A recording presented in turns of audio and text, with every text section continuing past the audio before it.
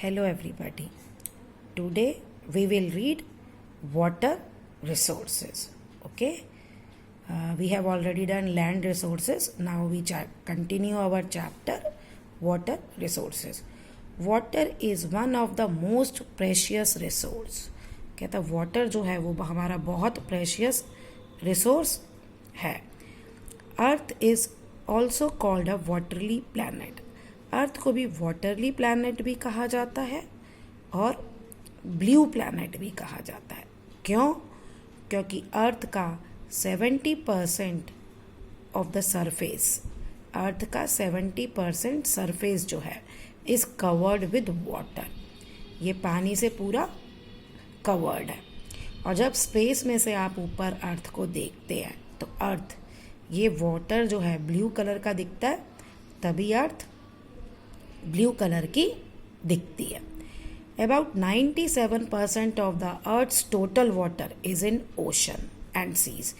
तो अब जितना भी अर्थ पे वाटर प्रेजेंट है उसका 97% जो है वो ओशन और सी में है. और ये पानी हम यूज़ नहीं कर सकते. क्यों? क्योंकि ये बहुत ज़्यादा सॉल्टी है.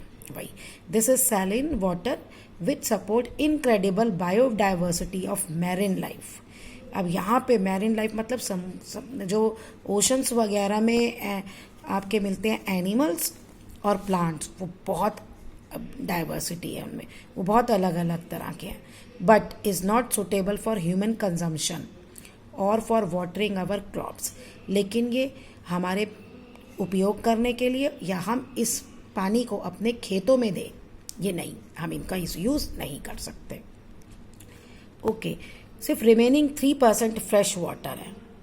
ठीक है. अब इसमें भी देखो जो 3% फ्रेश वाटर है उसमें से 0.32% जो है वो लेक्स, रिवर, एटमॉस्फेयर और सॉइल में मिलता है. इसको हम यूज़ कर सकते हैं. 2% आइस कैप्स और ग्लेशियर है, जमे हुए हैं, इसको हम यूज़ नहीं कर सकते. एंड 0.68% जो है वो ग्राउंड वाटर है, जो हम नीचे हैंड पंप को डिग करके निकालते हैं. अब देखो अर्थ पे इतना वाटर प्रेजेंट है लेकिन हम यूज़ कितना कर सकते हैं. आप इसे ऐसे समझो कि अर्थ में एक बाल्टी भर पानी है और उसमें से सिर्फ हम 1 चम्मच जितना यूज़ कर सकते हैं. इसीलिए कहा जाता है कि वाटर को पॉल्यूट नहीं करना चाहिए, वाटर को बचा के रखो. Okay, the main source of fresh water is rainfall. अब जो मेन सोर्स है पानी जो हमें मिलता है वो किससे मिलता है? बारिश से, फ्रेश जो हम यूज़ कर सकते हैं. The rain water continuously gets recycled in nature through evaporation, condensation and precipitation, जिसको आप हाइड्रोलॉजिकल साइकिल बोलते हो. यानी पानी इवेपोरेट हुआ, फिर वो बादल बने, कंडेंसेशन हुआ और फिर वो प्रेसिपिटेशन, मतलब चाहे वो रेन के फॉर्म में गिरे, चाहे आइस के फॉर्म में गिरे, चाहे वो कुछ भी हो, ओस हो, जो भी हो, अलग अलग फॉर्म्स जो हैं. Most of the fresh water on the Earth is found in rivers. अब ज़्यादातर फ्रेश वाटर जो है वो कहाँ है? Rivers, streams, lakes, ponds, ice cap और underground water. Distribution of fresh water resources on the Earth surface is uneven. कहता अब ये जो रिसोर्सेज हैं हर जगह अलग अलग है. ओके, हर जगह एक जैसे रिसोर्सेज नहीं है. बारिश भी हर जगह अलग अलग होती है और हर जगह सब अलग अलग है. अब यही देखो, fresh water is in abundance at the place, वहाँ ये बहुत ज़्यादा है जहाँ पे हैवी रेनफॉल होती है. और availability of the water is less where the rainfall is low. जहाँ बारिश कम होती है वहाँ पानी कम मिलता है, जहाँ बारिश ज़्यादा होती है वहाँ पानी ज़्यादा मिलता है. अब एवरेज एनुअल प्रेसिपिटेशन जो वर्ड की है वो है 1050 मिलीमीटर्स पर ईयर और 2.9 मिलीमीटर्स पर डे. यानी कि मिलीमीटर्स आप ऐसे को वो है ना सरफेस पे आप रखो. आप इसे ऐसे समझ सकते हो कि एक कमरा है, कमरे में बारिश हो रही है, आप अपना स्केल लगाओ तो 2.9 मिलीमीटर्स तक जितना पानी आपके रूम में उसमें इकट्ठा होगा उतना वर्ड में होता है एक दिन में. ठीक है. और आपका ऐसे ही 1 ईयर का भी दिया हुआ है कि जो ये पानी इकट्ठा होता है. अब ये देखो, ये मैप है, कहाँ कहाँ कहाँ ज़्यादा बारिश होती है. अबव 300 सेंटीमीटर्स के एरियाज़ दिए हैं, ये सब दिए हैं. कहाँ ज़्यादा बारिश होती है, कहाँ कम होती है। अब देखो लिखा भी है, map given indicate uneven distribution, दिख रहा है ना वर्ड में, कहीं बहुत ज़्यादा बारिश होती है और कहीं बहुत कम होती है। Equatorial areas of south America, African south east, ये जो आपके ट्रॉपिक ऑफ कैंसर के पास वाले सारे एरियाज है। देखो ट्रॉपिक ऑफ कैंसर है ना, ट्रॉपिक ऑफ कैंसर के जहाँ पास वाले एरियाज जो है ना, tropic of cancer and tropic of capricorn के बीच वाला ट्रॉपिकल होता है, यानी इक्वेटर के पास वाले ये सारे जो एरियाज हैं, यहाँ पे आपका ज़्यादा बारिश होती है, यानी ट्रॉपिकल रीजन में, tropic of cancer and tropic of capricorn के बीच में।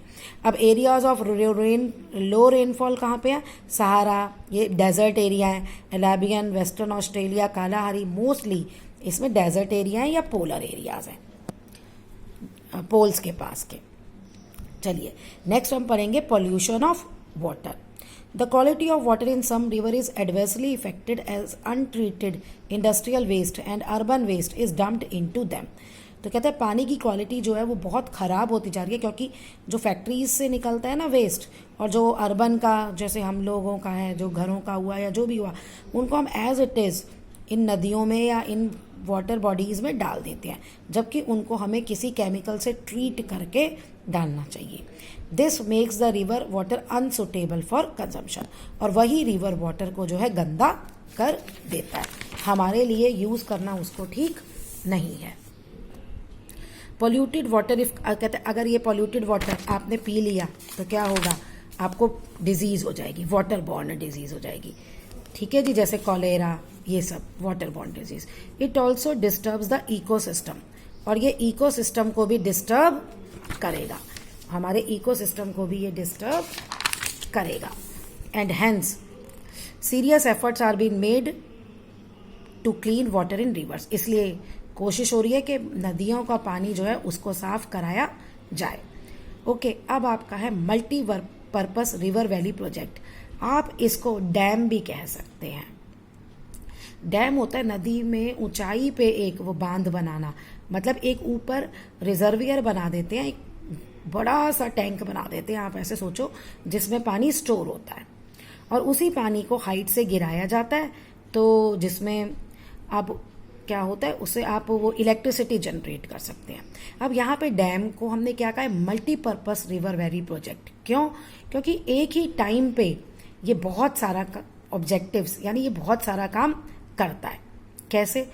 उससे हम इरिगेशन कर सकते हैं, खेतों में पानी दे सकते हैं, हाइड्रो इलेक्ट्रिसिटी बना सकते हैं, ठीक है, फ्लड्स को कंट्रोल कर सकते हैं, और यहाँ जो आसपास का एरियाज है ना, मोस्टली वो जो है वो किसका काम करता है, टूरिस्ट स्पॉट भी बन जाता है, लेक्स ही बन जाती है जो टूरिस्ट स्पॉट्स भी बन जाता है। तो इसलिए इनको ना हम रिवर वैली प्रोजेक्ट कहते हैं, ठीक है। अब ये river valley projects have been developed all over the world, पूरे वर्ल्ड में ये बनाए जा रहे हैं टू यूटिलाइज वाटर, ठीक है जी, पानी को यूटिलाइज करने के लिए। They are called those project which serve many objective at the same time, और सेम टाइम पे ये बहुत सारा हमारे लिए काम करते हैं, ठीक है जी। Under multipurpose river valley project, dam या series of dam are constructed across the river for storing water. Dams बनाए जाते हैं ताकि वहां पे नदी का पानी स्टोर किया जा सके। This stored water is use for सर्वल purposes, और बहुत सारे पर्पसेस के लिए वो यूज होता है जो मैं आपको ऑलरेडी बता चुकी। अब इंडिया में जो ऐसे एग्जाम्पल है वो क्या है, दामोदर रिवर वैली प्रोजेक्ट है, हीराकुंड डैम है, S1 इजिप्ट का है, इसमें 2 इंडिया के दे रखे हैं, बाकी ये बाहर के भी आपको ये रिवर प्रोजेक्ट्स दे रखे हैं, ठीक है जी। अब ये कहता है we find these dams very useful to us, ये जो है बहुत डैम जो है हमारे लिए बहुत यूजफुल है। क्यों? किस काम आते हैं वो ऊपर आपको बता दिया, irrigation, generating electricity, tourism, controlling floods and droughts, ये सब।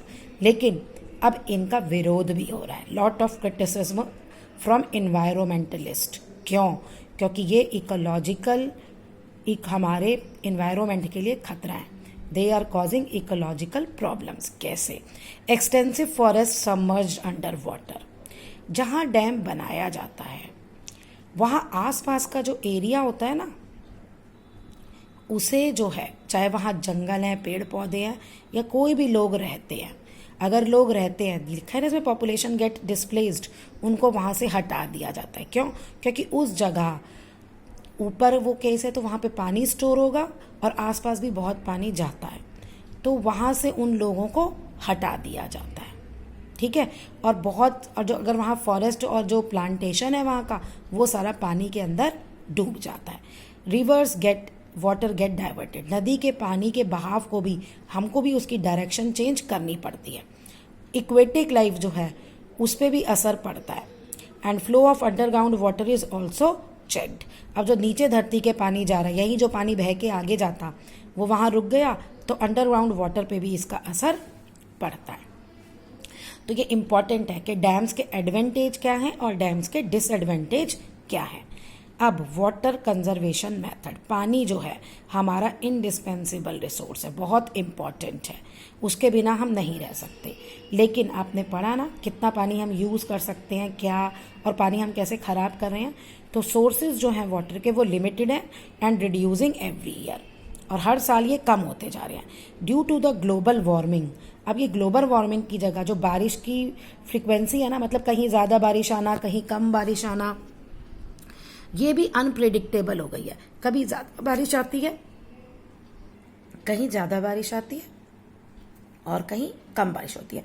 मतलब कहाँ कितनी बारिश होगी, जैसे पहले होती थी, होगी या नहीं होगी, ये सब हम नहीं पता कर सकते। Therefore it is essential for us to conserve it, इसलिए ज़रूरी है कि हम इसको बचा के रखें। अब कुछ टिप्स हैं जिनसे वाटर आपका कंजर्व हो सकता है। वाटर हार्वेस्टिंग, वाटर हार्वेस्टिंग क्या है?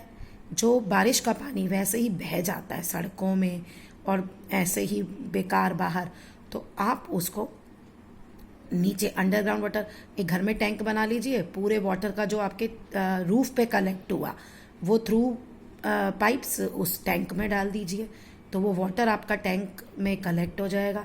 अब टैंक चाहे आप ये सरफेस के ऊपर बनाएं अर्थ के, चाहे एक पिट डिग करके वैसे बनाएं। Surface runoff can be minimise by vegetation cover to improve underground storage. अब जो पेड़ हैं, पेड़ों की जड़ें जो है वो वाटर को एब्जॉर्ब करके नीचे अर्थ में डाल देती हैं, तो इससे वाटर टेबल जो है उसका भी लेवल ऊपर हो जाता है और हमारा अंडरग्राउंड वाटर जो है वो भी रिचार्ज हो जाता है। अब rains water can be impounded by making dams across the river. अब नदियों का पानी भी डैम बना के ऊपर रोका जा सकता है, बारिश का जो पानी उसमें गिरता है नदी में, तो वो डैम बना के रोका जा सकता है। Water can be saved. अब मॉडर्न इरिगेशन मेथड, ये आपने क्रॉप प्रोडक्शन में पढ़े हैं, ठीक है ना, इरिगेशन टेक्निक्स का, और स्प्रिंकलर मेथड इरिगेशन का ये है, ड्रिप टेकल और वो, ठीक है, इनमें ये मेथड भी आप यूज़ कर सकते हैं। उसके लिए the demand for water for industries can be matched by recycled water, यानी कि जो इंडस्ट्रीज़ को पानी चाहिए होता है बार बार, जो उनकी फैक्ट्री से पानी निकला उसी को दोबारा से ट्रीट कर लो, प्योर कर लो, और उसी को वो वापस यूज़ करें। Domestic demand can also be reduced by using modern method of recycling. कहते हैं जो हम डोमेस्टिक जो घरों की डिमांड होती है जो भी है उसको भी हम रिसाइकलिंग करके यूज़ कर सकते हैं। जैसे जो पानी है, जैसे अब आपने कपड़े धोए, कपड़े धोने का पानी है, उसको आप रख लो और उससे आप घर की सफाई कर लो, घर की सफाई में यूज़ हो सकता है वो। It can be conserved by installing water fixtures such as sensor taps in public places. ये आपने देखा भी होगा, आप जब जाते हैं कहीं तो आप हाथ नीचे करते हैं तो पानी आ जाता है, आप हाथ हटाते हैं और पानी बंद हो जाता है।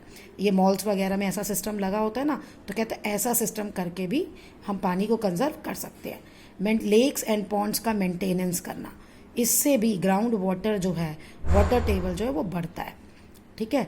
Water can be conserved by educating and sensitizing people toward the urgent need to conserve water so that they do not waste fresh water. ये सबसे ज़्यादा इम्पॉर्टेंट है क्या, कि आप लोगों को समझाएं कि पानी कितना ज़्यादा ज़रूरी है, ओके। और लोग अगर समझेंगे कि पानी ज़रूरत है तो वो पानी को वेस्ट नहीं करेंगे। देखो नीचे ये फिगर दी हुआ है, डिप इरिगेशन सिस्टम, ये समझ लो ये पाइप लगे हुए हैं, ठीक है, और मिट्टी नीचे लैंड पे ये सारे आपके प्लांट लगे हुए हैं।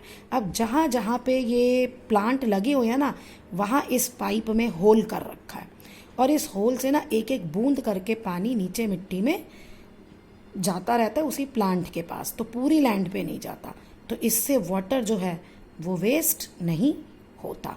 ये ड्रिप इरिगेशन सिस्टम का है। और स्प्रिंकलर मेथड में जो होता है उसमें एक फव्वारा सा लगा देते हैं और वो गोल गोल रोटेट करता है और पूरी फील्ड में उसमें पानी जाता है।